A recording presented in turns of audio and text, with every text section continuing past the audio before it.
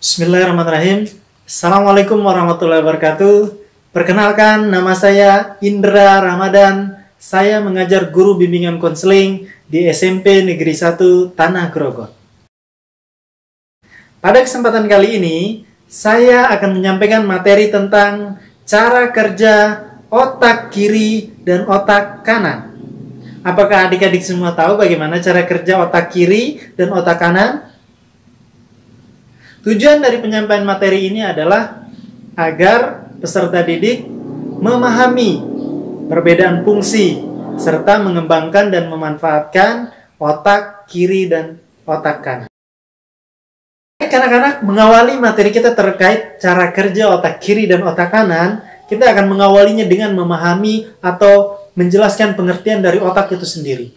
Ya. Otak adalah merupakan organ terpenting. Ya, otak adalah merupakan organ terpenting yang ada di dalam tubuh kita, di bagian tubuh kita. Otak juga merupakan adalah pusat dari sistem saraf. Ya. Berikutnya yang kedua, volume dari otak kita ini berkisar 1350 cc. Ya. Berikutnya, fakta menarik juga dari otak kita adalah mempunyai 100 juta sel saraf atau neuron yang menunjang fungsinya. Jadi otak kita ini memiliki 100 juta sel saraf, luar biasa banyaknya, atau neuron yang menunjang fungsinya. Selanjutnya, otak kita juga adalah sebagai pengendali tubuh, ya, atau pengatur organ tubuh yang lainnya. Contoh kerja jantung, kerja hati, maka otak yang mengatur dari kerja-kerja dari jantung dan hati tersebut, dan organ-organ yang lainnya. Untuk pembahasan berikutnya, kita akan membahas bagaimana cara kerja otak kiri dan otak kanan. Untuk membahas cara kerja otak kiri dan otak kanan, mari kita bersama-sama menyaksikan video berikut ini. Selain tampang, otak adalah salah satu bagian terpenting dari manusia, berguna sebagai pusat koordinasi dan berpikir, sehingga kita bisa berbicara, bernafas, dan juga berjalan. Bagian besar otak kita disebut dengan otak besar, yang terdiri dari dua belahan, yakni kiri dan kanan. Setiap belahan mengatur dan melayani tubuh yang berlawanan. Belahan kiri mengatur tubuh bagian kanan, dan belahan kanan mengatur tubuh bagian kiri.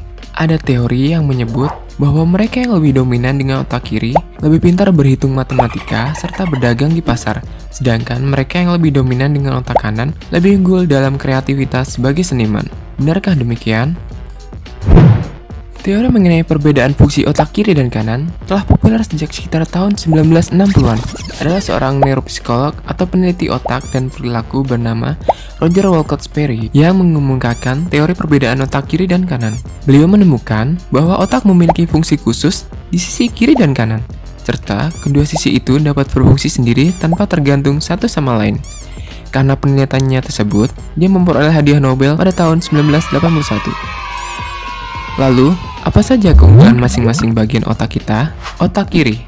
Otak kiri adalah pusat dari IQ, lebih unggul pada hal-hal yang berhubungan dengan logika dan matematika. Orang yang dominan dengan otak kiri lebih pandai melakukan analisa dan logika, serta mencakup hal-hal seperti fungsi proses ingkatan jangka pendek, bahasa, analisa, angka, logika, hitungan, serta detail. Sementara itu, otak kanan cenderung dalam perkembangan EQ, berperan dalam komunikasi, sosialisasi, dan pengendalian emosi. Juga berfungsi untuk semua jenis kegiatan kreatif seperti menari, menggambar, atau menyanyi. Selanjutnya, otak kanan juga dapat melakukan fungsi matematika, tetapi hanya perkiraan kasar dan perbandingan, dan juga membantu citra visual dari apa yang kita lihat, serta mencakup hal-hal seperti fungsi proses ingatan jangka panjang, kreativitas, seni dan musik, gambar atau warna, perkiraan dimensi, emosi, dan imajinasi. Idealnya, otak kiri dan otak kanan manusia haruslah seimbang dan berfungsi dengan optimal. Karena jika kita merasa pandai matematika, tetapi kurang bisa bersosialisasi, kita bisa melatihnya dengan sering melakukan kerja kelompok, agar otak kiri kita bekerja secara optimal. Demikian video kali ini, semoga menambah ilmu kita semua. Salam cerdas.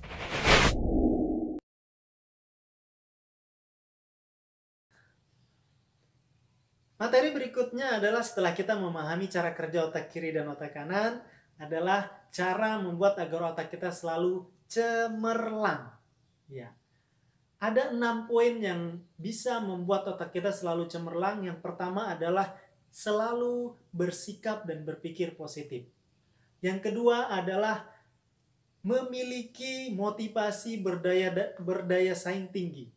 Jadi siswa harus memiliki motivasi yang tinggi dan memiliki jiwa berdaya saing. Berikutnya yang ketiga adalah memilih makanan-makanan yang sehat untuk kesehatan otak. Contoh misalnya sayur-sayuran, biji-bijian, dan buah-buahan, dan banyak lagi makanan-makanan yang lain. Yang keempat adalah senantiasa melakukan senam, ya, untuk merangsang kinerja otak supaya otak kita itu selalu sehat. Yang kelima adalah istirahat yang cukup untuk mengistirahatkan otak kita. Jangan sampai otak kita ini lelah, akhirnya dia tidak mampu maksimal dalam bekerja.